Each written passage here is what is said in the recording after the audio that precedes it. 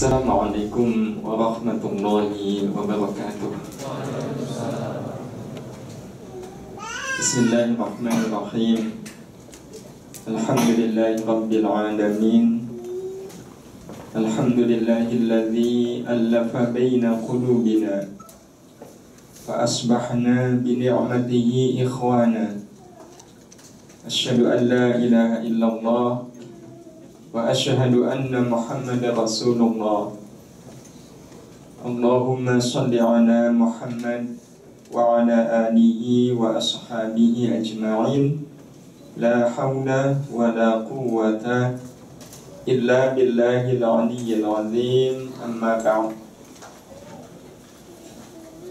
Baik, alhamdulillah Bapak, Ibu dan teman-teman sekalian, seiman, sebangsa, setanah air, nikmat nian kita bisa dipertemukan oleh Allah Subhanahu wa Ta'ala di tempat ini, ya, di majelis ini. Mudah-mudahan Allah Subhanahu wa Ta'ala tetapkan majelis kita ini menjadi sebaik-baik majelis. Allah jadikan pertemuan kita sore hari ini menjadi salah satu isyarat bagi pertemuan kita semua di surga nanti. Allahumma amin.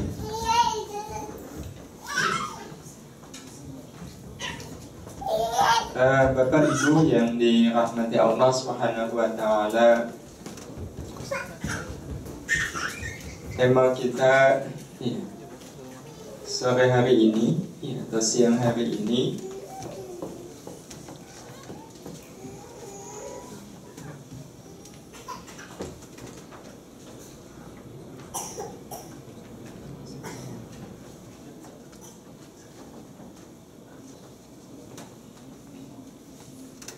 ya, alhamdulillah kita juga dihadiri oleh para pembina kita, Bapak Sani, Bapak Heri.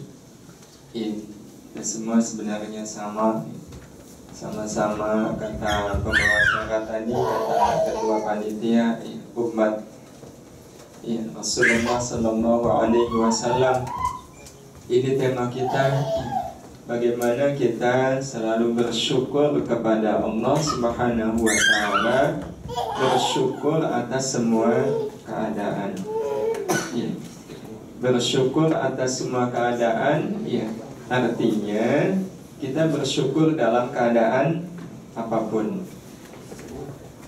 baik menyenangkan ataupun tidak menyenangkan. Selama ini bicara tentang syukur, biasanya arahnya kemana? Ke yang menyenangkan atau tidak menyenangkan? Kalau tidak menyenangkan, tidak bersyukur. Jujur ya, baik. Kalau begitu kita termasuk yang mana ini? Baik, kalau seandainya ada teman pinjam motor, kemudian mengembalikannya dalam keadaan bensinnya kosong, mana yang kemudian kita pilih?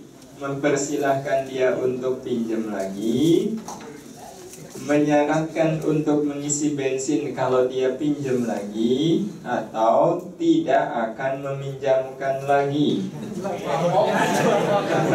Kapok. Kalau kapok berarti bersyukurnya hanya waktu senang.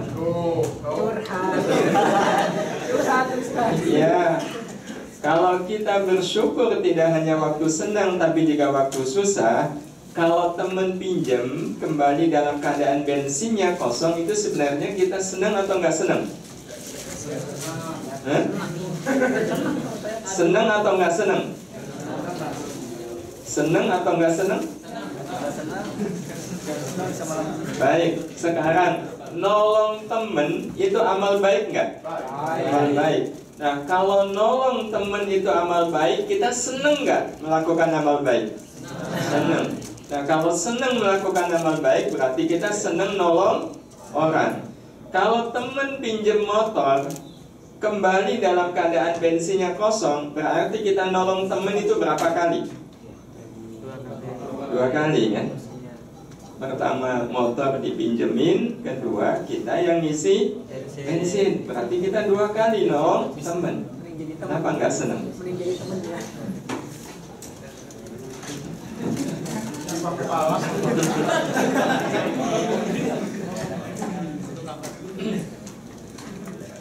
Itulah mungkin kenapa kita bertemu untuk ini ya. Bersyukur tidak hanya waktu senang, tapi juga waktu susah. Teman-teman sekalian, ada 2 alasan kenapa kita bersyukur itu tidak hanya waktu senang, tapi juga waktu susah. Alasan yang pertama, karena kita punya tugas hidup. Hidup kita dari siapa? Dari siapa? Dari Allah. Nah, Allah sudah menugaskan kita melalui hidup yang Allah karuniakan kepada kita. Alladzi khalaqal mauta wal hayata liyabluwakum ayyukum ahsanu amala. Dialah Allah yang telah menciptakan mati dan hidup untuk menguji kalian. Siapakah di antara kalian yang lebih baik amalnya? Apa maknanya baik kita? Maknanya di dalam hidup ini, jadi orang baik saja gak cukup. Ayat ini mengamanahkan kita, jadi orang baik saja itu tidak cukup. Kita harus menjadi orang yang lebih baik. Nah, agar kita menjadi orang yang lebih baik, syaratnya apa? Bersyukur tidak hanya waktu senang, tapi juga waktu susah. Hanya dengan cara itu kita akan bisa menjadi pribadi yang ahsanu amal. Ini alasan yang pertama. Ada alasan yang kedua. Apa alasan yang kedua? Karena Allah Subhanahu wa taala ya, sudah menyatakan di dalam Al-Qur'anul Karim. Ya, di dalam Al-Qur'anul Karim. Satu ayat yang kalau seandainya ada di antara teman-teman nih yang bisa jawab, saya ada bonus nih. Siap-siap. Kapan lagi nih kalau nggak sekarang ya? Iya betul. Oh, Samsung ada. Mudah-mudahan iPhone Adanya Samsung ya, adanya ini nih. Baik, hadiahnya dari PKPU. Ya, hadiahnya rahasia dulu katanya. Udah, nggak saya ambil dulu. Moderator ini mati. Baik. Sebutkan satu ayat di dalam Al-Quran yang mengajari kita tentang pesan agar kita bersyukur dan jangan sampai melakukan kufur. Tentangan. Sebutkan surat apa, ayat berapa, dan bunyi ayatnya.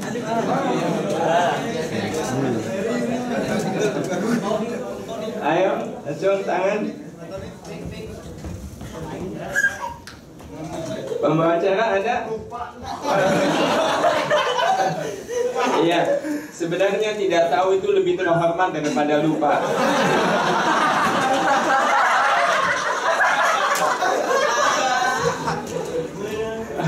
Baik, ada? Masa segede banyak orang nggak ada? Oh ada. Apa? Coba. Ayatnya doang, boleh lah. Baik, teman-teman bener nggak?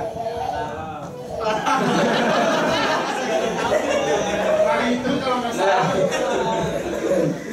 yang bilang salah nanti ngasih ini ya, ngasih hadiah. Baik. Nanti hadiah. Hah? Wah, itu nggak boleh pakai bocor-bocoran ya. Baik, betul ayatnya ya. Surat Ibrahim ayat yang ke-7. La in syakartum la azidannakum wa la in kafartum inna adzabi lasyadid. Ya. Kalau kalian bersyukur, pasti akan aku tambah nikmat itu untuk kalian. Tapi kalau kalian kufur, sungguh azabku sangat pedih. Ayat ini betul-betul mengingatkan kita bahwa hidup itu pilihannya dua, syukur atau kufur. Ya, sebab kalau orang nggak syukur kan berarti jatuhnya ke kufur. Berarti memang nggak ada pilihan yang lain bagi kita untuk bersyukur. Sebab Kalau kufur, sungguh adabku sangat. Ya, kita bisa bayangkan kalau seandainya akibat tidak syukur, kemudian dilemparkan masuk ke dalam neraka, dan kemudian hanya bisa menjerit-jerit kesakitan. Dan ketika ada di dalam neraka, apa yang diucapkan? Bala qad ja'ana nadhir fakadzabna. Ya. Kullama ulqiya fiha sami'u laha syahiqa wa hiya tafur.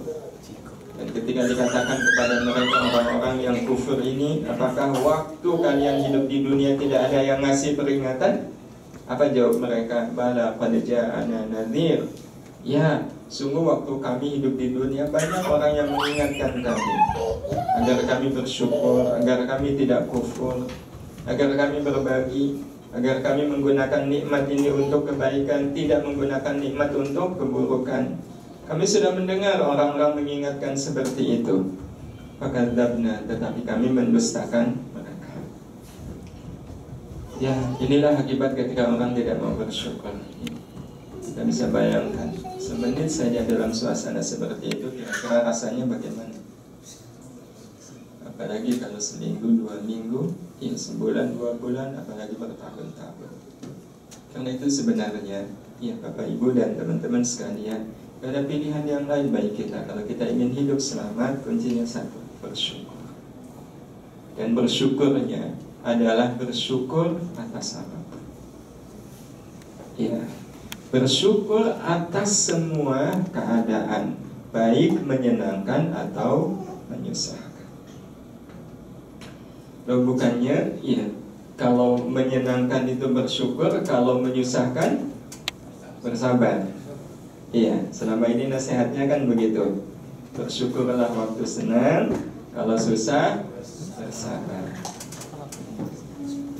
Itu sebenarnya tidak salah, tapi kalau kita bandingkan mana yang kelasnya lebih tinggi, orang yang selalu bersyukur baik senang ataupun susah, atau orang yang bersyukur kalau senang dan bersabar kalau susah, mana yang kelasnya lebih tinggi?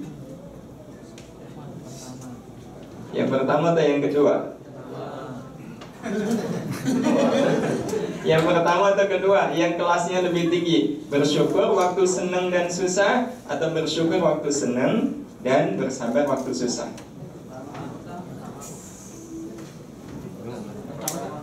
Yang pertama itu kelasnya lebih tinggi. Tidak harus nunggu senang untuk bersyukur, karena sebenarnya kalau mau dalam keadaan susah pun kita bisa bersyukur. Kalau kita tahu bahwa dalam kesusahan di situ ada kesenangan yang lebih menyenangkan dari kesenangan ketika senang. Inilah yang menyebabkan kita berkumpul saat ini. Setuju kalau kita hari ini ingin naik kelas? Baik, kalau setuju kita lanjut. Sekarang tadi ya, emangnya kalau begitu kita nggak perlu sabar? Bukannya nggak perlu sabar, kita masih butuh pada sabar. Tetapi yang harus kita pahami, sabar itu hanyalah pintu gerbang menuju syukur. Ya, dia itu pintu gerbang, artinya sabar itu tidak kita abaikan, kita butuh pada sabar. Tetapi sabar itu kita posisikan sebagai pintu gerbang. Nah, karena sabar pintu gerbang, maka dalam sabar jangan lama-lama. Kenapa jangan lama-lama? Ya kan cuma pintu gerbang. Kita berada di sini, kita masuk ke sini melalui apa? Pintu. Ada nggak yang tadi waktu lewat pintu berhenti dulu di pintu, kemudian melihat gitu? Ini kan dulunya pohon ya, kok sekarang jadi kusen? Dilihat itu berlama-lama. Ada? Nggak ada. Lewat pintu ya lewat aja sebentar. Buktinya kita sekarang ada di sini. Betul nggak? Bukti bahwa tadi kita sudah melewati pintu itu adalah sekarang saya ada di sini. Iya, bahwa kita ada di sini berarti pasti tadi melewati pintu. Berarti apa bukti bahwa seseorang itu sabar? syukur. Ya, itu logika logisnya. Jadi kalau ada orang mengaku sabar tetapi dia tidak bersyukur, sebenarnya dia belum bisa disebut sebagai orang yang sabar. Belum nyampe, masih berhenti di pintu. Ya, apalagi pintu sono ya. Baru di lift gitu. Untung nggak kejepit. Oh, kalau kejepit ya. Baik Bapak Ibu dan teman-teman sekalian, jadi inilah yang namanya sabar adalah gerbang menuju taman kehidupan bernama syukur.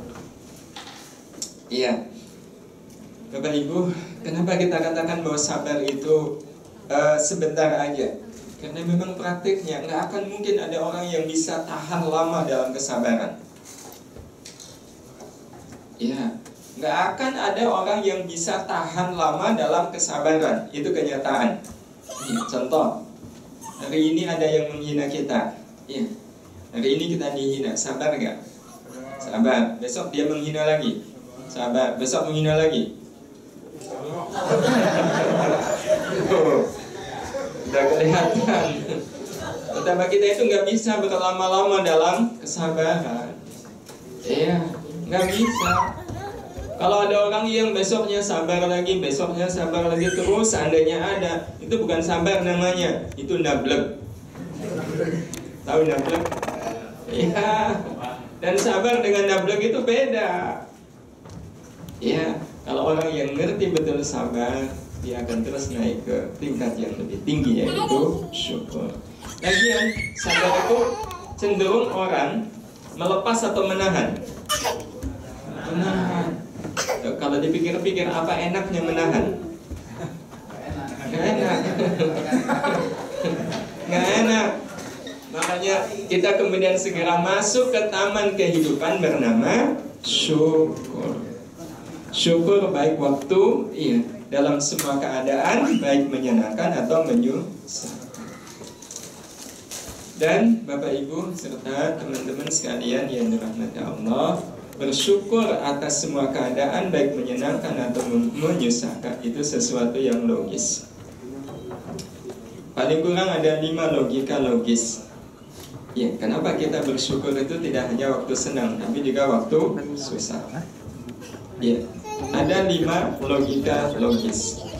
Logika yang pertama, ya. Jadi kalau ini kita kembali kepada pengertian syukur, ya. Syukur itu apa sih? Syukur itu adalah isti'malu ni'matillahi fi ta'ati, menjadikan apapun nikmat Allah di dunia ini selalu bernilai akhirat. Itu berarti bersyukur namanya. Seperti ya teman-teman di sini ke Jepang, ya, saudara akan dianggap orang yang bersyukur kalau kehadiran ya kita semua di Jepang ini punya nilai akhirat. HP, iya, itu akan dianggap sebagai syukur. Kita bersyukur atas nikmat HP kalau HP itu punya nilai akhirat. Mata, iya, kita bersyukur dengan mata kalau mata titipan Allah ini punya nilai akhirat. Isti'malu ni'matillahi fi ta'ati. Iya, itu pengertian dari syukur.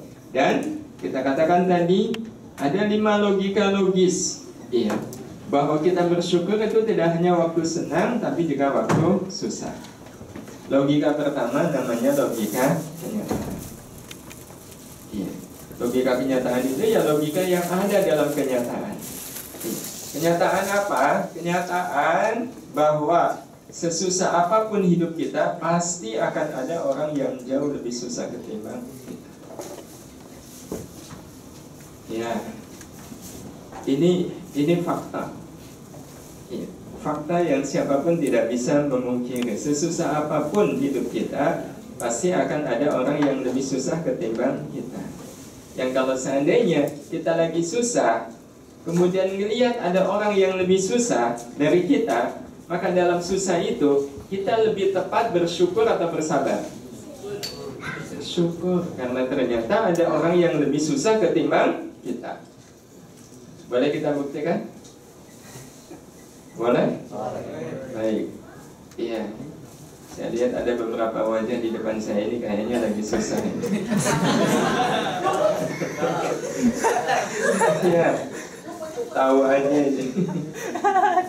Baik, sekarang coba bandingkan kesusahan kita dengan kesusahan beliau. Allah takdirkan beliau tidak punya tangan. Kebayang nggak susahnya hidup beliau? Ini kan susah yang permanen ya istilahnya, dalam waktu yang panjang. Tapi kalau kita lihat wajah beliau, wajah ya kita yang susahnya belum seberapa, kenapa kemudian mengeluh, kenapa kemudian kecewa, padahal dia jauh lebih susah ketimbang saya. Bandingkan pula kesusahan kita dengan kesusahan beliau, bahkan kaki pun beliau tidak punya. Ya Allah, betapa susahnya hidup beliau. Tapi kalau kita lihat, beliau tetap berusaha belajar menulis. Itu menunjukkan apa? Beliau tidak putus asa. Padahal sekali lagi susahnya, susah yang gak kebayangkan. Bandingkan pula kesusahan kita dengan kesusahan beliau. Tapi kalau kita lihat, beliau pegang Quran, itu tandanya apa? Bersyukur. Iya. Betapa banyak orang-orang yang oleh Allah dikasih kaki lengkap, tangan lengkap, ngambil Quran aja setahun sekali enggak. Iya, baca Quran juga enggak. Padahal kalau mau dia ambil Quran itu gampang, ringan, membukanya juga gampang, mudah. Tapi tidak dia lakukan. Ya, padahal dia melakukannya. Ya. Orang yang punya tangan tadi kemudian sering mengeluh ya, begini. Rasanya kita perlu mengambil pelajaran dari beliau, nggak punya tangan, dan dia tetap berusaha bersyukur dengan cara membaca Al-Quran. Teman-teman sekalian, bandingkan pula kesusahan kita dengan kesusahan beliau. Beliau tidak sedang berakrobat, ini memang takdir Allah atas beliau. Tulang leher beliau itu tidak kuat menyangga kepala, sehingga kepalanya jatuh ke belakang. Bayang seperti apa susahnya hidup beliau. Gak terkira ya susahnya. Ya Allah, ini otomatis beliau kalau jalan maju atau mundur? Samping. Padahal kaki beliau juga cacat. Tapi subhanallah tidak kurang syukur beliau. Minimal kalau kita lihat wajah beliau ini wajah muram, kecewa atau wajah optimis. Ya, kalau saya putar nampak wajah optimis. Dan memang beliau orang yang sangat optimis. Beliau orang yang bersyukur. Bukti bahwa beliau syukur adalah sekolahnya sampai selesai jadi sarjana. Tapi setelah jadi sarjana, beliau sepertinya tahu diri orang perusahaan mana yang mau pakai saya, kantor mana yang mau menerima saya, jasa disimpan. Terus yang beliau lakukan apa? Bisnis. Dan subhanallah sukses. Dan tidak hanya sukses, cara beliau dagang itu sangat unik, sehingga mengundang perhatian banyak orang. Beliau sering kemudian diundang untuk berbagi ilmu bisnis beliau. Jadilah dalam keadaan seperti ini beliau diundang kemana-mana untuk menyampaikan ceramah tentang bagaimana beliau berbisnis. Padahal, kalau kita lihat beliau hidupnya susah yang amat sangat susah. Tapi beliau berhasil, kenapa? Karena beliau bersyukur, tidak meratapi nasib, ya, tidak mengeluhkan nasib, tidak kecewa dengan nasib. Kesusahan itu beliau jadikan sebagai kesempatan untuk meraih keberhasilan. Yang ketika beliau berhasil, bukankah nilai keberhasilan beliau berbeda dengan orang yang tidak sesusah beliau? Ada nggak di antara kita yang rumahnya seperti ini? Kan nggak ada. Oh, rumah di sana. Iya, ya Allah. Maka kenapa kita masih suka mengeluh? Kenapa kita masih suka kecewa? Ya, padahal banyak sekali orang-orang yang lebih susah ketimbang kita. Nah, itu logika yang pertama. Logika kedua, bahwa kita itu bersyukur. Jadi kalau kita sudah lihat tadi, sekarang kita susah, kita akan bilang apa? Ya Allah, alhamdulillah, saya tidak sesusah. Kita kita jadi bersyukur setelah kita lihat kenyataan yang sama-sama tadi kita saksikan. Yang kedua, kenapa kita bersyukur tidak hanya waktu senang tapi juga waktu susah? Adalah logika iman. Logika iman. Bukankah sebagai orang yang beriman kita punya keyakinan bahwa apapun adalah kebaikan Allah? Betul? Apapun adalah kebaikan Allah. Itu sebagai orang yang beriman. Sehat itu kebaikan Allah, bukan? Kebaikan Allah. Kalau sehat adalah kebaikan Allah, sekarang kalau sakit? Sakit kebaikan Allah. Kalau ada bilang, wah sakit kan keburukan Allah, berarti dia orang yang tidak beriman. Kalau orang yang beriman, apapun itu adalah kebaikan Allah. Sehat kebaikan Allah, sakit kebaikan Allah.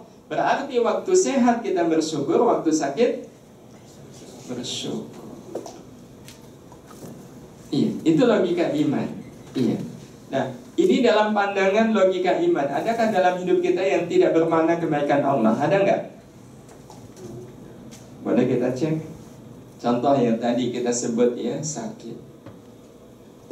Kalau betul sakit itu kebaikan Allah, di mana letak kebaikannya? Sebagian orang bertanya, oh sakit kok itu kebaikan Allah, di mana letak baiknya sakit? Kalau boleh kita gambarkan sakit itu kayak tamu. Dia datang berkunjung. Siapa yang nyuruh itu si sakit datang menemui kita? Mungkin nggak kita sakit tanpa izin Allah? Tidak. Berarti yang mengizinkan sakit, bahkan yang nyuruh sakit itu datang menemui kita siapa? Allah. Dia tamu. Kenapa? Karena tidak selamanya orang itu terus-menerus sakit kan? Kadang pergi. Dan tahukah waktu sakit itu datang, dia menyampaikan pesan kepada yang dikunjungi. Apa pesan dia? Ini pesan dia.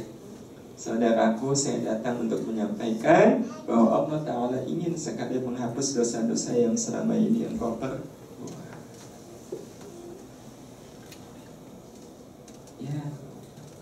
Bukankah sakit itu menghapus dosa? Bukankah sakit itu menghapus dosa? Jadi kalau kita berbuat dosa kan harusnya bertaubat, tapi ditunggu taubatnya kok nggak muncul-muncul, ya udah. Allah kemudian bertandan, Allah yang kemudian melakukan menghapus dosa kita. Caranya dikirim sakit itu ke kita. Berarti kalau begitu sakit kebaikan Allah. Nah, kalau sakit adalah kebaikan Allah sekarang, bagaimana dengan uang hilang? Uang hilang, musibah atau karunia? Kalau musibah, maka yang kita lakukan bersyukur atau bersabar? Bersabar. Mari kita pahami bahwa uang hilang itu bukan musibah, karunia. Percaya? Belum. Apa dasar percayanya?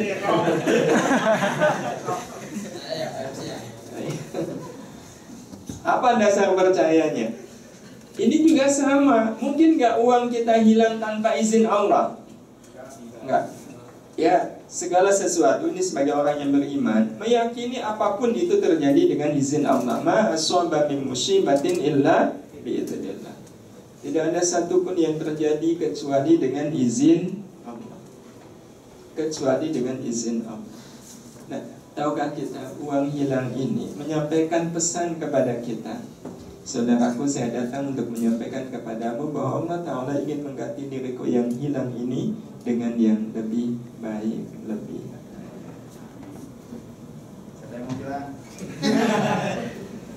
asal jangan sengaja dihilangkan, nah itu lain. Seperti sakit gitu. Kalau sakit itu kasih sayang Allah, udahlah saya bikin saya sakit. Beda. Beda. Kalau pacar hilang, sakit aja lah kalau gitu, nggak usah makan nih 3 hari. cari dicukup. Itu dosanya malah tambah, nggak jadi dihapus. Kenapa? Karena kita merekayasa. Musibah, kalau itu dianggap musibah, itu bukan urusan kita. Allah Subhanahu wa Ta'ala. Nabi pernah bilang begini, Barang siapa di antara kalian yang kehilangan harta karena sebab apapun, ya kecuali sengaja tentunya ya. Karena sebab apapun ya, mungkin hilang, mungkin ketelisut, mungkin diambil orang, segala macam. Kemudian ikhlas, ridha, lapang menerima. Kata Nabi, Allah akan ganti dengan yang lebih baik, akan Allah ganti dengan yang lebih baik. Berarti kalau begitu uang hilang, musibah atau karunia? Kalau begitu uang hilang, atasnya bersabar atau bersyukur?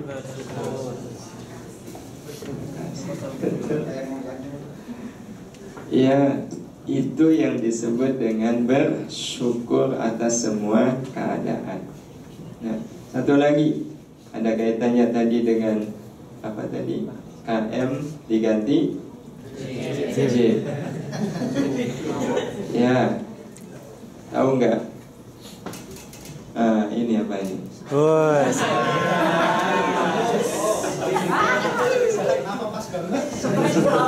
Pas banget kayaknya kita saling bocoran ya tadi. Enggak ada namanya. Jodoh tak kunjung datang, padahal berharap sudah 5 tahun yang lalu. Satu yang kurang mandi. Itu sebenarnya, ya sebenarnya persoalan atau karunia?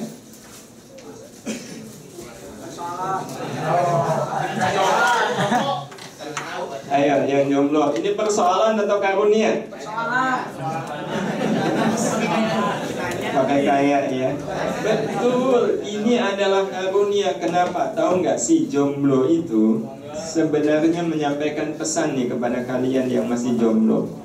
Apa pesannya? Ini pesannya. Saudariku, saya datang untuk menyampaikan bahwa Allah Ta'ala tidak ingin antara kau dan dia ada sosok lain yang menghalangi. Ya Allah.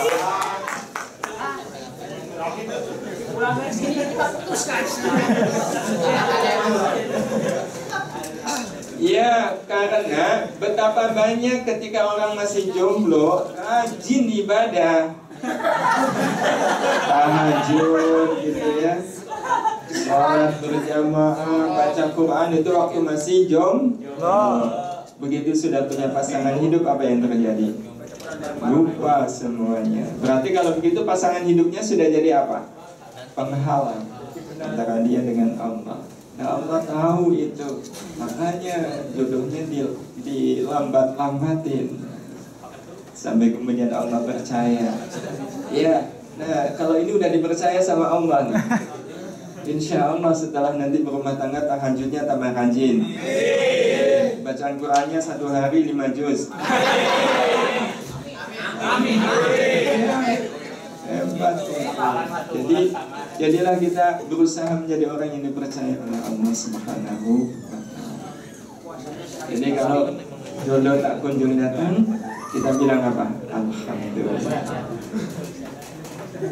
Nah, teman-teman sekalian yang dirahmati Allah, itu logika kedua. Sekarang logika ketiga, namanya logika kekuatan. Kita hidup butuh kekuatan nggak? Ya, yang membuat kita ada di sini sekarang kan karena kita punya kekuatan. Kalau nggak punya kekuatan, di rumah aja, tidur. Nah, bicara soal kekuatan, kekuatan itu ada 2. Ada kekuatan hati, ada kekuatan tubuh. Mana yang lebih penting? Ya. Ada nggak orang yang bisa lari 6 kilo, 7 kilo, 8 kilo? Ada?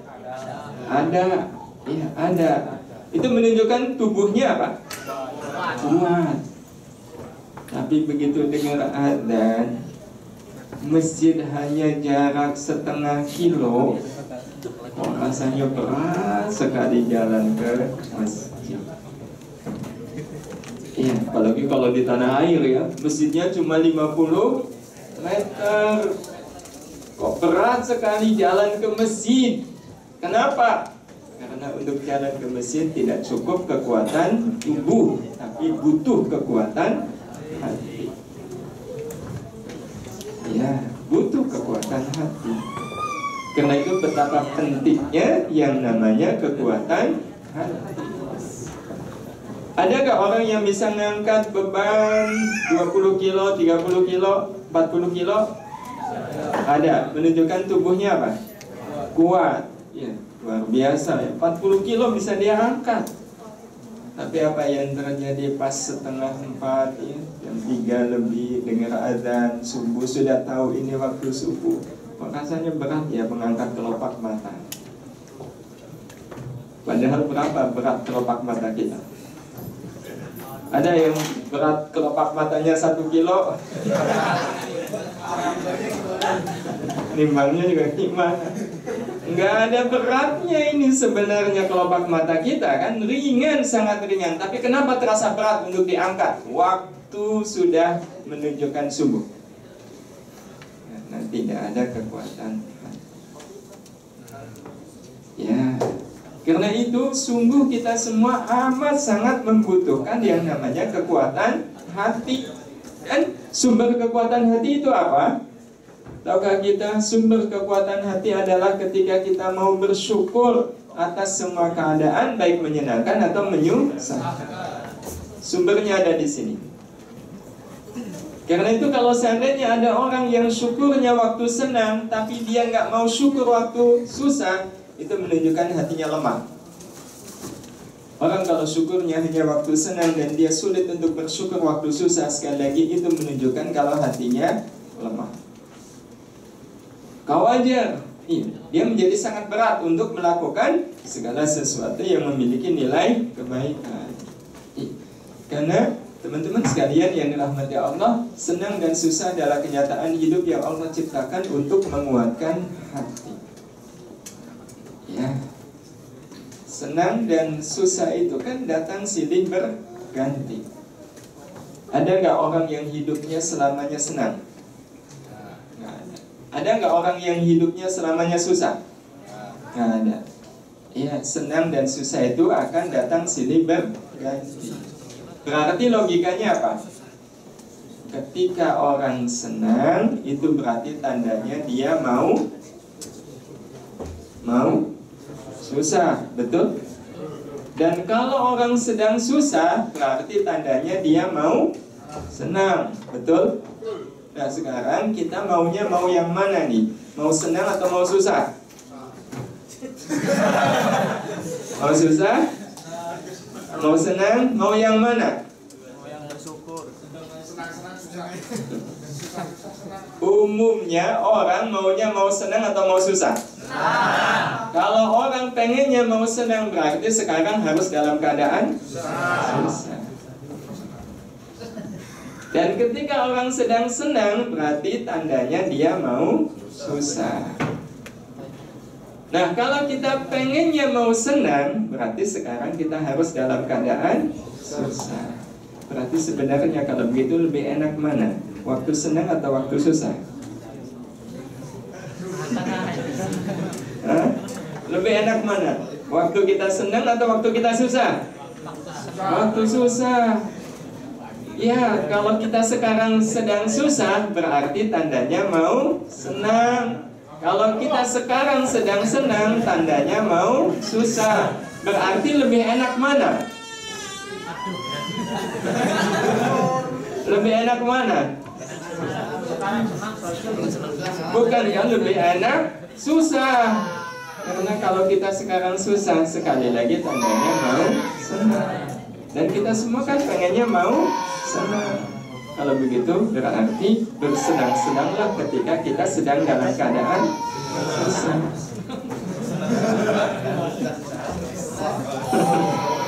Nah kalau lagi senang, ya kita nggak perlu bersusah-susah mau lagi senang. Jadi inilah sebenarnya logika kehidupan yang kadang itu luput dari pengamatan kita. Iya. Bahwa senang dan susah adalah kenyataan hidup yang Allah ciptakan untuk menguatkan hati bagi orang ya, kita yang terus mensyukur.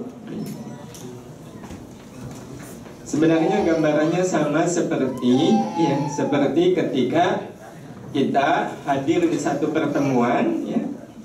Hadir di satu pertemuan, kebetulan ada makan-makannya.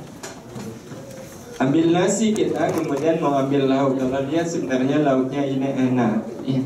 Tapi waktu mau ngambil ini pantangan, ini kolesterol, ini larangan dokter, ini nggak boleh, ini bahaya, ini nggak boleh.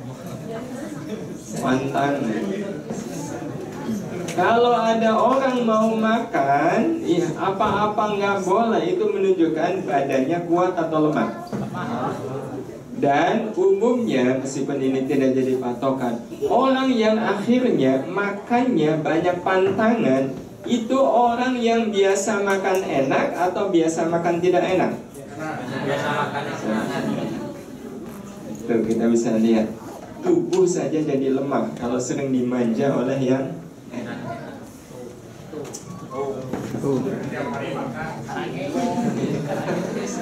Jadi, tubuh yang kuat adalah tubuh yang tidak memiliki pantangan untuk menerima apapun. Dan biasanya yang tidak banyak pantangan soal makan itu siapa? Betul. Betul. Beliau ini makannya apa? Apa aja? Nasi sisa kan? Ya.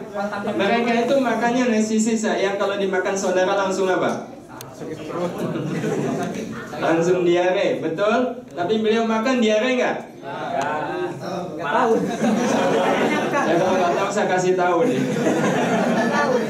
Enggak, iya. Padahal makannya itu nasi sisa. Mereka kuat, kenapa? Biasa susah. Mereka kehujanan, kepanasan, sakit nggak? Nggak. Kita pulang di kampung ya dari mesin kegerimisan langsung apa? Masuk angin ya. Berarti teman-teman sekalian yang dirahmati Allah Subhanahu wa taala, benar bahwa hati yang kuat adalah hati yang tidak memiliki pantangan untuk menerima apa. Mau muji saya silakan, mau menghina saya sah. Enak nggak kalau orang begitu?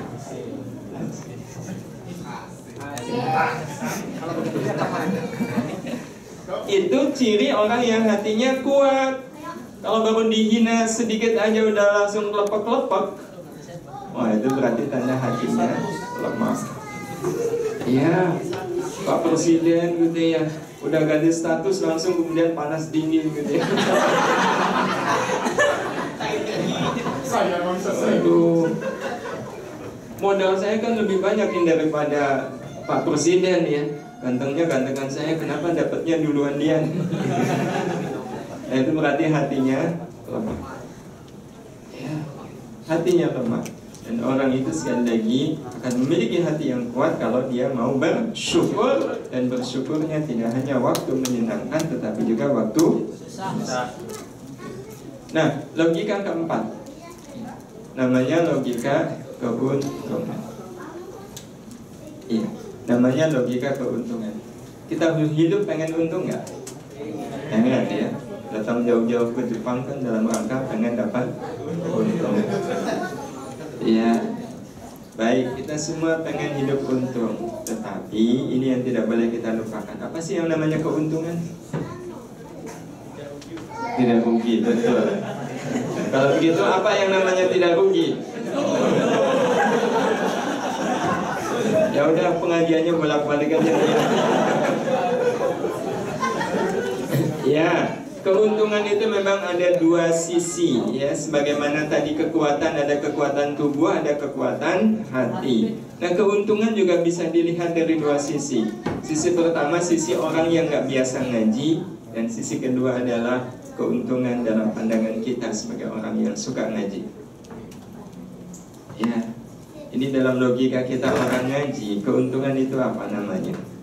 Keuntungan itu adalah saat kita mendapatkan sesuatu yang bisa kita bawa pulang ke akhirat. Itu yang namanya untung.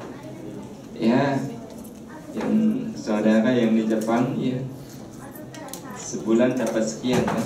Iya. Terima kasih. Apakah itu keuntungan? Apakah itu keuntungan? Hah? Apakah semua yang kita terima itu bisa kita bawa pulang ke akhirat? Tidak. Yang kita bawa pulang ke akhirat yang mana? Yang disedekahkan. Nah, itu keuntungan kita.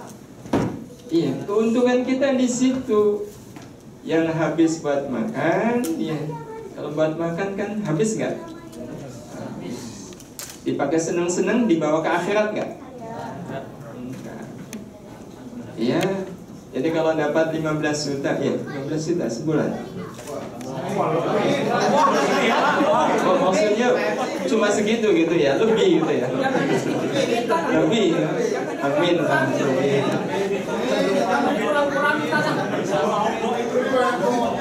juta, 12. Ya, nah, pokoknya 15 juta. Tahun depan mudah-mudahan segitu. Amin. Tapi semuanya dihabiskan untuk senang-senang. Ya, itu keuntungan atau kerugian? Kerugian, nggak ada untungnya sama sekali. Ya, jadi inilah yang namanya keuntungan. Ya, ketika kita mendapatkan sesuatu yang kita bisa bawa pulang ke akhirat. Kapan kita pulang ke akhirat? Ya, kalau sudah begini. Ya, kalau sudah begini apa yang kita bawa? Kapal. Itu tabungan dibawa nggak? Rumah dibawa? Iya, istri dibawa? Istri aja enggak, apalagi tunangan.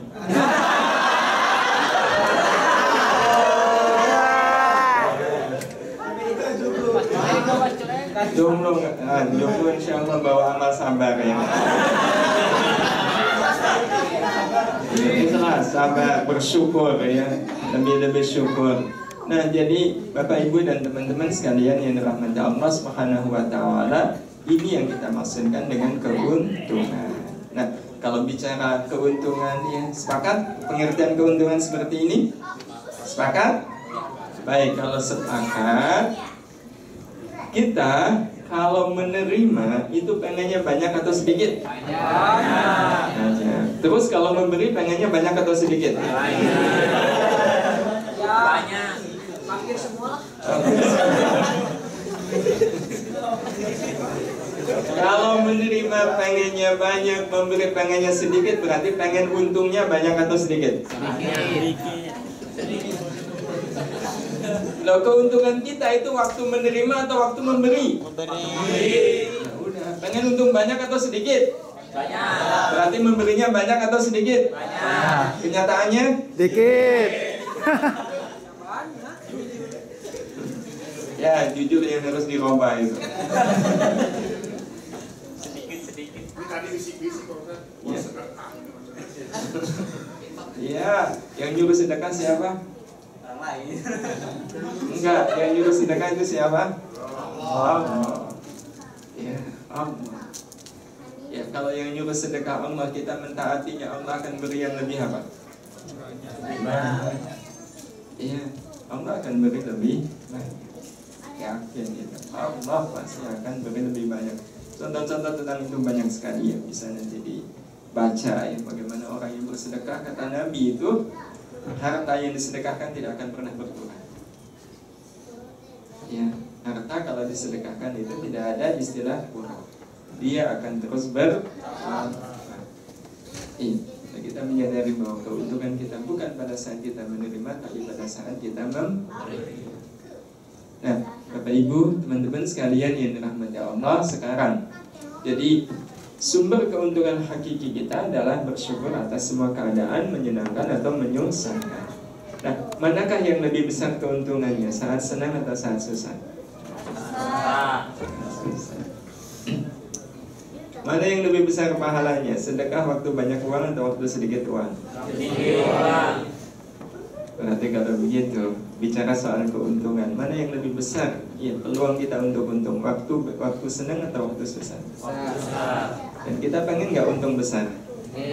Kalau untung besar itu ada pada waktu kita susah, maka mana yang lebih membuat kita bersyukur?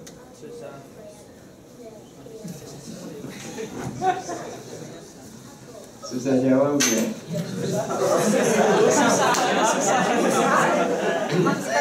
Baik, kalau susah jawabnya saya ingin mudahkan ya. Kita semua ingin dapat pahala nggak? Keuntungan kan wujudnya apa? Pahala, betul? Kalau keuntungan itu wujudnya pahala dan kita inginnya untung besar, berarti kalau soal pahala kita pengennya pahala yang besar atau pahala yang kecil? Pengen pahala yang banyak atau sedikit? Banyak. Betul, pengen pahala yang banyak? Betul? Kalau betul, manakah yang lebih besar pahalanya? Senyum kepada yang senyum atau kepada yang manyun? Oh, kita sendiri udah tahu kan? Senyum kepada yang manyun pahalanya lebih besar. Jadi kalau seandainya kita ketemu dengan dua orang, satu senyum, satu manyun, mana yang lebih besar pahalanya? Senyum kepada yang manyun. Betul? Kalau betul, tertarikkah kita untuk senyum kepada yang manyun? Lucu soalnya. Oh, lucu. Baik. Kalau yang manyun ini?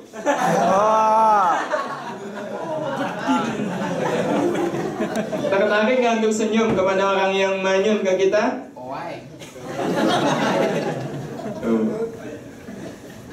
Itu indikasi apa? Iya sih, saya tahu kalau senyum kepada yang manyun itu pahalanya lebih besar.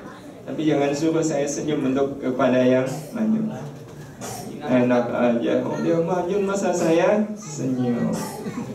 Berarti sebenarnya kita ada motivasi nggak untuk mendapatkan pahala yang besar? Kalau ada, iya. Siapa yang lebih baik ke kita? Orang yang senyum atau orang yang manyun? Senyum. Yang senyum? Yang mana? Yang lebih baik untuk kita. Manyun, betul. Orang senyum itu orang yang baik ke kita, tapi orang yang manyun sebenarnya orang yang lebih baik kepada kita. Kenapa? Gara-gara manyunnya dia senyum kita, pahalanya lebih besar. Betul? Berarti kalau begitu lebih senang ketemu yang senyum atau ketemu yang manyun?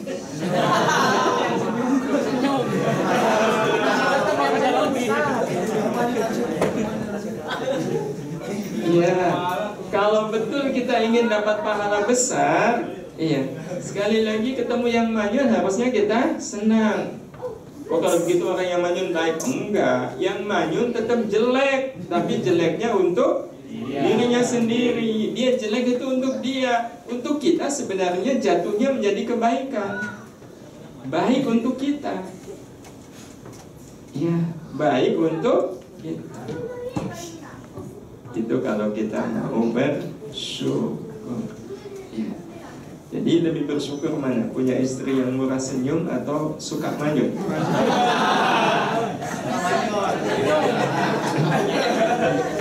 Kalau pengennya yang suka senyum, berarti dia tidak pengen dapat keuntungan yang besar.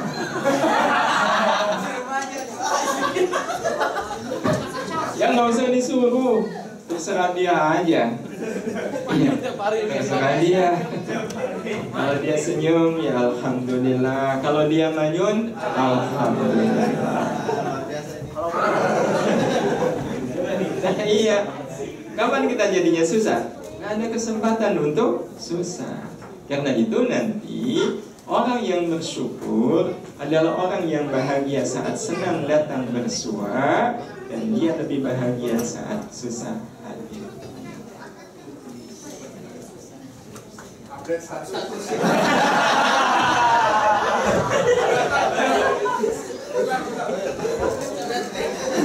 Boleh saya persilahkan nih.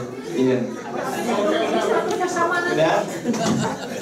Aplikasinya semua sama. Udah ditandain.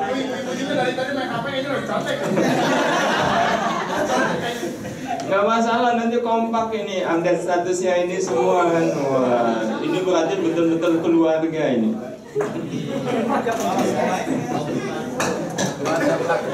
Baik Bapak Ibu dan teman-teman sekalian yang dirahmati Allah Subhanahu wa taala. Karena itu, ya, nanti akan kita lihat, ya, ini prinsip yang betul-betul akan dipegangi oleh orang-orang yang hidupnya bersyukur, ya. Apa itu? Hidup dengan segala manis pahitnya. Oh, belum.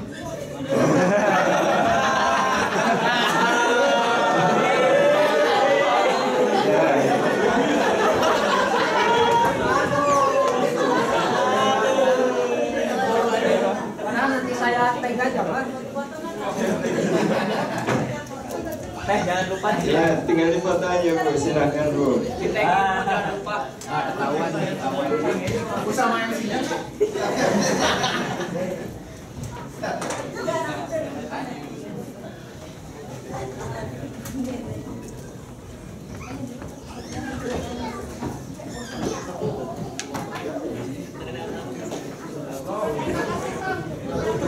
Baik, sudah Ibu? Sudah, baik, Alhamdulillah. Lanjut. Nah, ini lanjutnya. Hidup dengan segala manis pahitnya hanya mengizinkan kita menyambutnya dengan dua pilihan. Pertama, bersyukur. Yang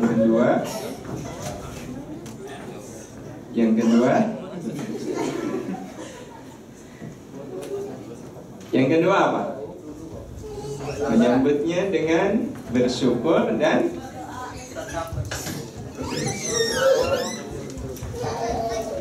ya, kan hidup itu tidak akan pernah lepas dari senang dan susah, manis dan pahit. Ya, menghadapi keduanya, pilihan kita dua, bersyukur dan lebih bersyukur. Kita bersyukur kapan? Waktu manis atau waktu pahit? Dua-duanya. Ya nggak bisa dua-duanya. Masa dirasakan sama? Bersyukur waktu manis, lebih bersyukur waktu pahit. Tapi boleh nggak kalau seandainya ada orang saya sih bersyukur waktu pahit, lebih bersyukur waktu manis, boleh nggak? Boleh? Boleh, iya memang boleh. Tapi itu kebalik. Seperti ini, kita datang ke pengajian ini pakai baju kebalik, boleh nggak? Boleh. Siapa yang melarang? Tapi nggak Boleh, tapi rasanya rasa apa?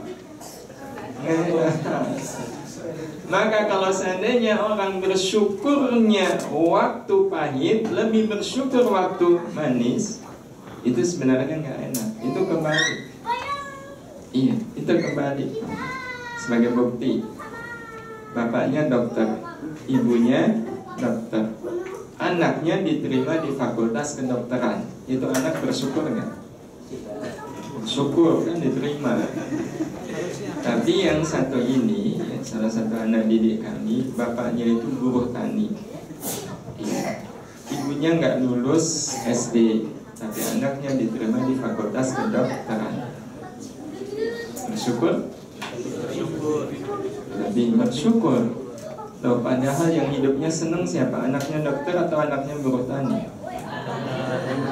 Yang hidupnya senang sehari-harinya anaknya dokter. Anaknya buruh tani hidupnya kan tidak sesenang anaknya dokter. Kita sendiri sedang lihat. Iya, anaknya dokter bersyukur, anaknya buruh tani lebih bersyukur. Kelak nanti di akhirat juga sama. Siapa yang lebih bersyukur? Yang uangnya banyak atau yang uangnya sedikit? Tahu nggak, kalau orang uangnya banyak, itu hisabnya sebentar atau lama? Kalau uangnya dikit, hisabnya sebentar. Iya. Jadi sebentar udah selesai. Ya lihat temennya yang uangnya banyak masih antri panjang sekali. Kita akan bilang apa? Alhamdulillah, untung dulu uang saya sedikit.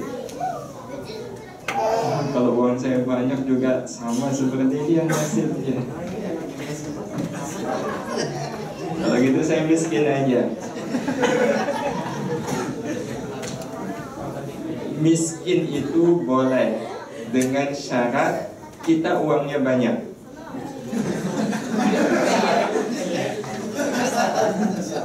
Iya, boleh miskin, tapi syaratnya uangnya banyak. Tapi uang yang banyak itu kasih untuk kita secukupnya. Nah, itu miskin yang terhormat. Baik, Bapak Ibu yang dirahmati Allah Subhanahu wa Ta'ala, logika keberapa? Keempat ya. Logika kelima namanya logika kehidupan. Iya, namanya logika kehidupan. kita semua sekarang sedang menjalani episode bernama hidup. Iya, dari siapa? Dari Allah Subhanahu wa Ta'ala. Nah, bicara tentang hidup ini, ada satu pertanyaan, sebenarnya kapankah hidup manusia itu ditentukan? Nah, bicara tentang ini, katakanlah, ya, apa-apa, biar dia puas di masa kecilnya.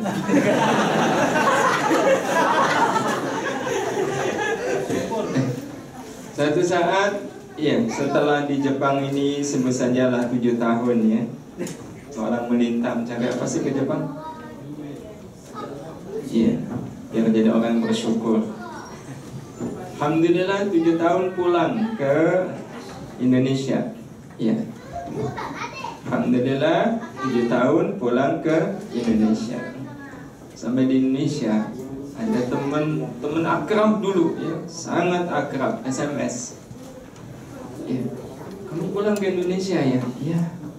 Iya, baru kemarin saya pulang ke Indonesia, main ke tempat saya. Iya, main ke tempat saya. Saya tunggu karena dulu teman akrab, iya, teman akrab diundang begitu langsung disambut nggak? Iya. Nggak apa-apa. Masa sama berbagai nangis.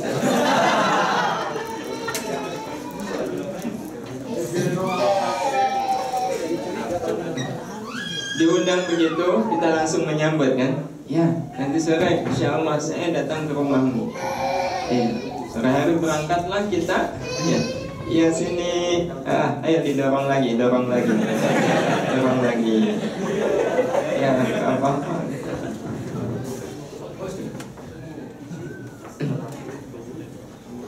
Sore hari kita pun datang, ke rumah dia sesuai dengan alamat yang dia SMS-kan. Kita pun menuju ke rumah dia dan akhirnya sampai juga kita ke rumah dia. Awalnya sih nyari-nyari mana ini rumahnya. Sampailah, dan begitu sampai di rumah dia, ternyata rumahnya seperti ini.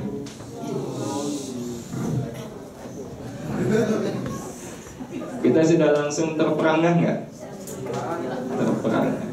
Langsung di hati kita ada ungkapan apa? Dia berhasil. Langsung ada ungkapan dia berhasil.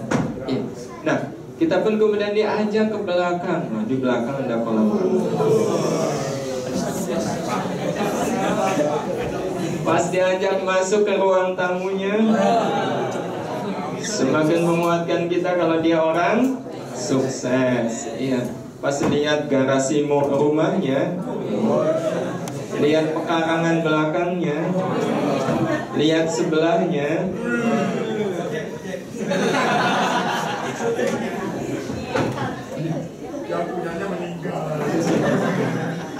Bapak Ibu yang dirahmati Allah Subhanahu wa Ta'ala, apa kesimpulan kita kepada dia? Sukses kamu. 7 tahun saya ke Jepang aja masih miskin begini. Kamu udah kaya-kaya. Kita langsung mengatakan dia sukses. Tapi apakah ini yang namanya sukses? Ada nggak orang yang kaya raya? Sebut saja kaya rayanya seperti tadi, rumahnya luar biasa, tapi dia meninggalnya di tempat maksiat dalam keadaan bermaksiat. Ada nggak orang yang seperti itu? Jangan bilang panjang lah ya. Kayaknya kok puas itu yang melihat orang. Ada ya, ada. Nah, kalau ada orang seperti itu kaya raya tapi meninggalnya di tempat maksiat, pertanyaannya apakah dia orang yang sukses? Ya.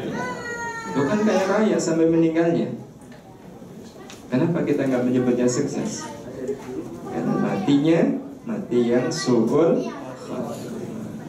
Tapi bayangkan ada orang lahir dalam keadaan miskin. Allah beri kesempatan beliau hidup 65 tahun, nggak pernah beranjak dari yang namanya miskin. Bahkan waktu meninggal pun dia meninggal dalam keadaan yang sangat miskin.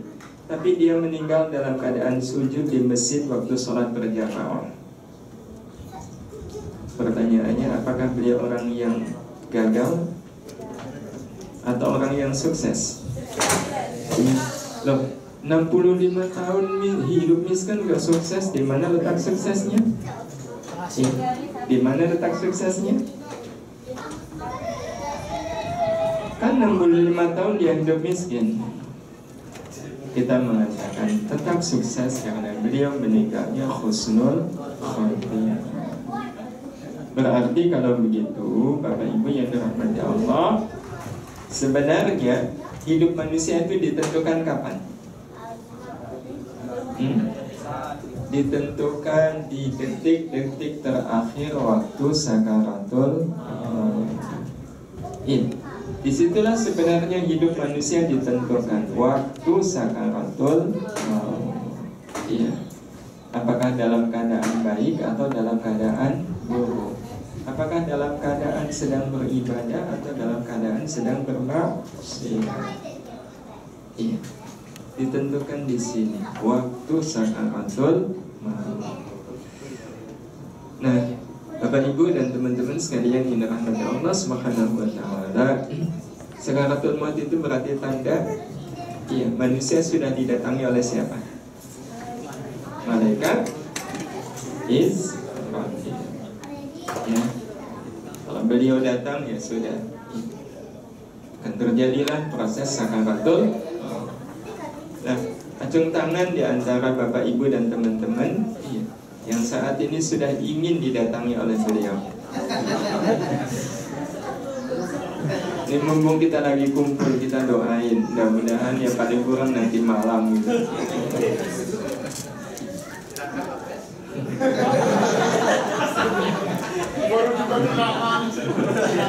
Ya, kalau seandainya pertanyaan yang sama diajukan bulan depan, sudah ada yang mau ingin tahun depan? Iya, berarti sepertinya sampai kapanpun kita belum ingin didatangi oleh malaikat Israfil. Iya, sepertinya sampai kapanpun kita belum ingin didatangi oleh malaikat Israfil. Tetapi betapapun kita belum ingin didatangi oleh beliau, kalau sudah waktunya beliau datang, beliau akan datang nggak? Beliau akan datang. Berarti beliau datang itu hampir pasti dalam keadaan kita sebenarnya ingin didatangi oleh beliau. Ya, kita didatangi oleh beliau dalam keadaan kita sebenarnya belum ingin didatangi oleh beliau. Tetapi kalau seandainya itu betul-betul terjadi, malaikat maut itu datang menemui kita, mana yang lebih kita inginkan? Menyambut beliau dengan bersabar atau dengan bersyukur? Beliau datang itu pasti atau mungkin? Pasti. Nah, kalau saya lihat wajah-wajah di depan saya ini kan wajah-wajah yang bakalan pasti ini ya. Iya, pasti. Nah, sekali lagi kita inginnya menemui beliau itu dengan bersabar atau bersyukur? Karena temanya bersyukur. Bersyukur. Betul, pengennya bersyukur. Betul? Ini bersyukurnya dari hati atau cuma karena temanya aja?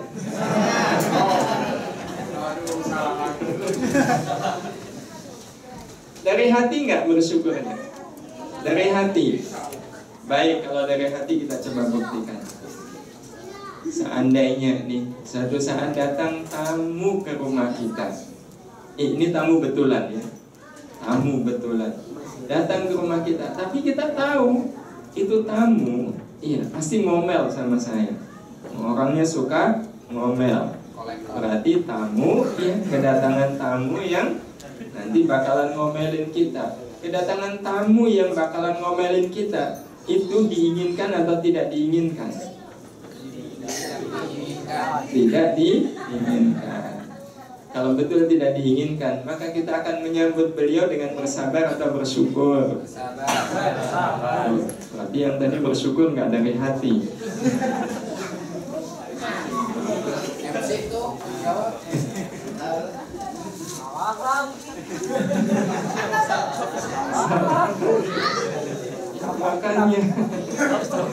Makanya kita ngaji biar jangan salah terus ya. Kita nanti waktu malaikat Israel datang, kita inginnya menyambut beliau dengan sabar atau syukur? Syukur. Dari hati atau dari mulut? Kalau dari hati, maka kalau seandainya kita kedatangan tamu yang bakalan ngomel sama kita akan menyambutnya dengan bersabar atau bersyukur? Nah, kalau bersabar, berarti nanti kalau besok malaikat mau datang menemui ibu, maka ibu akan menemuinya dengan bersabar. Padahal lebih enak mana? Bersyukur. Itu maknanya apa bagi kita? Orang yang selalu bersyukur atas datangnya segala yang tidak diinginkan adalah orang yang sedang menyiapkan senyum terbaik untuk malaikat maut saat datang menjemput. Ya, karena kita semua sampai kapanpun sepertinya belum ingin didatangi oleh beliau. Ya, tapi kita ingin waktu beliau datang menjemput kita senyum. Kalau memang itu yang kita inginkan, maka mulainya dari sekarang. Kalau kita mendapatkan sesuatu yang tidak kita inginkan, kita tersenyum. Itu berarti sebenarnya kita sedang menyiapkan senyum terbaik bagi datangnya malaikat. Contoh, ya, sendal baru saja beli, ya, lumayan harga 20.000 yen. 2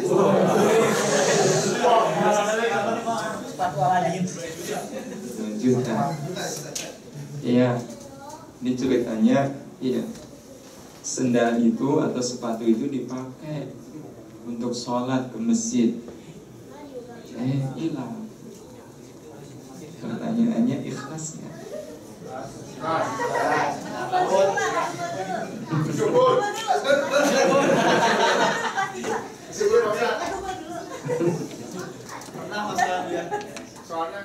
Soalnya apa? Soalnya temanya ikhlas. Ya. Tapi umumnya orang ikhlas atau nggak ikhlas? Kita betul ikhlas? Ini yang tadi bilang ikhlas, betul ikhlas? Ikhlas, ya. Kalau seandainya minggu depan datang lagi ke mesin itu, masih ingat nggak dengan sendal yang hilang itu? Tandanya nggak ikhlas itu. Masih diingat. Nah, ingat banget ya. Ditandai itu mesin dia.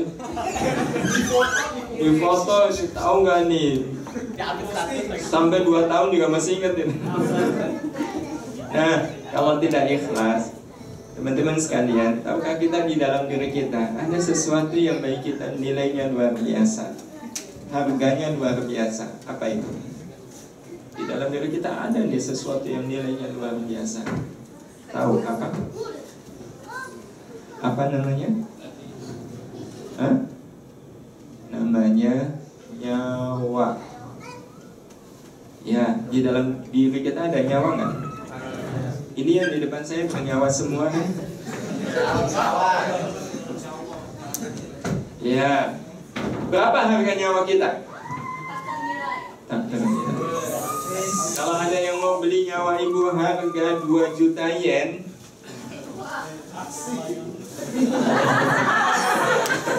mau dikasihkan nggak? Mau 2 juta, mau 100 juta yen, enggak? Ya, enggak. Betul. Iya, betul. Kalau ada ibu-ibu, saya mau ya nyawa saya dijual ya 10 miliar gitu. Iya. Nah, beliaunya pergi, itu uang 10 miliar buat siapa? Buat suaminya. Nah iya, bukan udah pergi. Nah, sama suaminya dipakai buat nikah lagi. Wah, susah. Intinya kita nggak ingin menjual nyawa, karena nyawa kita harganya luar biasa. Nah, nyawa yang harganya luar biasa ini suatu saat akan ada yang datang untuk mengambilnya nggak? Ada. Siapa? Malaikat Israel kan? Beliau pasti akan datang untuk mengambil nyawa kita. Nah, kita inginnya waktu nyawa ini diambil oleh beliau, ya, nyawa kita diambil oleh beliau, pengennya ikhlas atau nggak ikhlas? Gimana ikhlas? Sandal harga 2 juta diambil orang aja, menggerutu. Apalagi kalau yang diambil nyawa. Dan malaikat maut tahu nggak kalau orang ini nggak ikhlas kalau nyawanya diambil? Nah, karena tahu, maka malaikat Israel ngambil nyawa orang ini caranya gimana? Wah, dipaksa. Dan bisa dirasakan seperti apa sakitnya sakaratul maut. Indah kalau kita sudah terbiasa ikhlas, bersyukur. Coba aja nanti waktu malaikat Israel datang menjemput.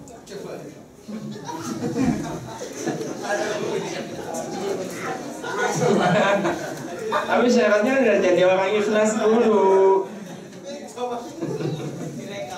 Ya, kalau mau nyoba, kita belajar dari yang sudah mengalami. Saya punya teman-teman baik. Teman saya punya ibu. Nah, ibu beliau itu pegawai ya, pegawai pemerintah. Tapi ibunya ini jujur. Nah, biasanya di kantor ya, kalau ada satu orang yang jujur itu sama pegawai lain diapakan? Musuhin ya. Jadi dia memang diterima oleh beliau. Dimusuhin, dikucilkan, pokoknya dibuat nggak enak. Tapi apa yang dilakukan oleh ibunya? Ikhlas. Iya, yang penting pokoknya saya benar.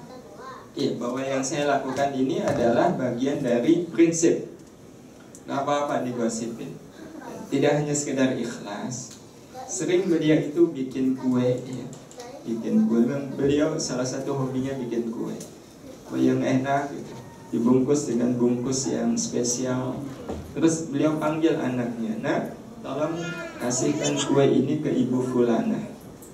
Anaknya tahu kalau ibu fulana itu nggak baik sama ibunya. Iya, jadi kan anaknya protes. "Bu, ibu fulana kan nggak baik sama ibu, kok dikasih kue enak begini?" Apa kata ibunya? "Udah, kamu kasihkan aja. Kelak engkau akan tahu kenapa ibu melakukan seperti ini." Ibunya sangat bijak. Karena ibunya tahu, kalaupun menjelaskan, nggak akan bakalan si anak ini paham. Iya, karena memang cara terbaik untuk menjelaskan sesuatu kepada seseorang yang kalau dijelaskan tidak akan paham, maka cara terbaiknya adalah tidak menjelaskan.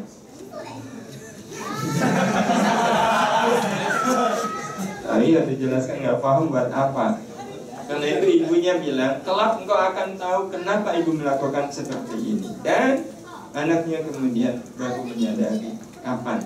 Pada saat ibunya didatangi oleh malaikat Israel dalam keadaan sakaratul maut. Si ibu masih sempat minta seluruh keluarga kumpul. Kemudian beliau memberi pesan-pesan kepada keluarga. Setelah itu kemudian minta maaf. Dan setelah minta maaf, sang ibu bilang begini, "Sekarang saatnya ibu ingin mendoakan kalian. Kalian amini doa ibu." Dan bisa bayangkan, biasanya orang kalau sakaratul maut begitu yang berdoa siapa? Yang nungguin. Ini yang akan meninggal yang mendoakan. Itu salah satu nikmat bagi orang-orang yang mau menjalani hidup dengan ikhlas. Ya, seperti beliau ada beliau sudah dalam keadaan wafat. Itu nikmatnya kita. Nah, kita selalu ikhlas bersyukur meskipun kita mendapatkan sesuatu yang berat bagi kita. Terakhir sebagai penutup, ya, sampai jam berapa kita? Sampai 4:30 ya. Baik, kalau begitu ya, 10 menit lagi setelah itu kita sesi tanya jawab yang nanti akan kita akhiri dengan doa. Nah, kita semua pengen meninggal husnul khatimah. Benar? Kalau benar, iya, Husnul khatimah itu akan menyapa siapapun yang terbukti menjalani hidup ini dengan semangat bersyukur kepada Allah. Ya, yang tadi saya sampaikan, difitnah bersyukur, digosipin orang bersyukur. Dan memang pada akhirnya sebenarnya nggak ada alasan bagi kita kecuali menyikapi apapun dengan bersyukur. Iya, menyikapi apapun dengan bersyukur. Ya, bersyukur berarti menjadikan apapun sebagai kesempatan untuk berbuat baik. Iya. Sebenarnya kalau orang mengerti, memahami, ya sekali lagi nggak ada alasan untuk tidak bersyukur, itu nggak ada. Iya, nggak ada. Iya. Sebagai contoh, nah ini dihina orang, iya, itu pantasnya bersabar atau bersyukur? Kalau kita dihina orang, tersinggung, wajar nggak? Wajar. Tersinggung itu bersyukur. Bapak Ibu yang dirahmati Allah, akan kita buktikan bahwa orang kalau dihina orang kemudian tersinggung itu tidak wajar. Loh kok gak wajar? Kan manusiawi, semua orang juga begitu. Semua orang yang gak ngaji, ya, tapi bagi yang ngaji, enggak, dihina orang tersinggung itu tidak wajar. Mau dibuktikan? Kita kalau dihina orang, iya, kita dapat apa dari orang yang menghina kita? Nah, kalau dapat pahala kok tersinggung, itu wajar enggak? Wajar? Nggak wajar. Dapat pahala kok tersinggung, dapat pahala kok marah. Kita mungkin punya alasan, ya kalau dia punya pahala, lah kalau dia nggak punya pahala, saya dapat apa? Kalaupun dia nggak punya pahala, semisal, kan dibalik, dosa kita diambil, ditimpakan, berarti ngurangi dosa. Kita punya hutang 10 juta, pusing juga rupiah ya, lumayan nih, apalagi 10 juta yen. 10 juta rupiah, pusing kan? Datang orang, Mas, nggak usah dipikirin hutangnya, udah saya lunasin. Kita bilang apa? Alhamdulillah, berakhir nih. Iya, maka kita orang yang bersyukur. Pernah antri seperti ini nggak? Sering ya, di tanah air ya. Antri panjang gitu ya, mau ngisi bensin. Pas sudah giliran kita,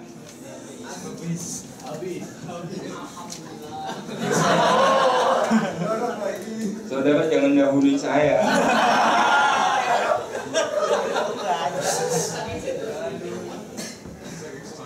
Saking semangat, kayaknya pasti habis gitu ya. Kita mantap bilang, Pak, isi 20.000, kira-kira isi full ya.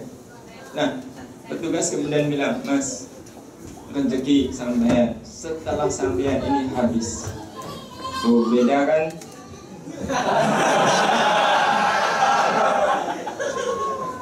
Nah, ketika petugas bilang seperti itu, saudara bilang apa?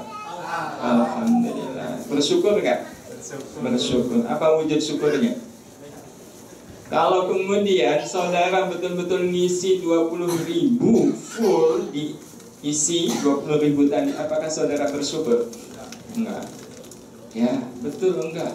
Sebab kalau seandainya ya saudara kita ya ngisi 20.000, kemudian kita bilang syukur, tahukah kita memang bilang syukur, tapi pada saat yang sama kita nengok ke belakang, kita bilang apa?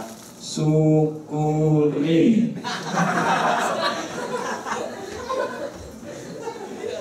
Apakah itu orang yang bersyukur? Enggak. Bukti kita bersyukur, kita langsung bilang sama petugas, oh Pak, maaf kalau begitu gak jadi Pak, saya isi 5.000 saja, tolong yang 15.000 kasihkan ke orang-orang yang ada di belakang saya. Itu namanya bersyukur. Sebagai penutup, kalau kita nyari tempat parkir, kalau pas lagi rame kan padat ya, di rumah sakit atau di mana lah ya. Suatu saat gitu pas baru masuk ada satu tempat yang kosong. Ya, atau kalau naik mobil tuh, pas baru masuk, kok ada satu tempat kosong tumban nih, biasanya wah harus muter-muter. Lihat ada satu tempat yang kosong, kita bilang apa? Alhamdulillah. Bersyukur nggak? Apa wujud syukurnya? Ya tadi alhamdulillah sudah. Bersyukurnya terus apa yang dilakukan? Kalau kemudian kita ambil tempat ini, apakah kita bersyukur? Belum. Bukti bahwa kita bersyukur, saya sebenarnya bisa ambil tempat ini, tapi nggak apa-apa lah, saya agak ke depan sedikit, agak susah, nggak apa-apa, biar tempat yang kosong ini untuk orang lain. Berarti kita sudah melakukan apa? Kebaikan. Itu yang namanya syukur. Ada kebaikan yang kita lakukan, ya. Yang kalau seandainya di belakang ada mobil baru masuk, dia akan lihat tempat yang kosong ini nggak? Iya, dia akan ambil nggak? Enggak. Kalau dia sepengajian dengan kita,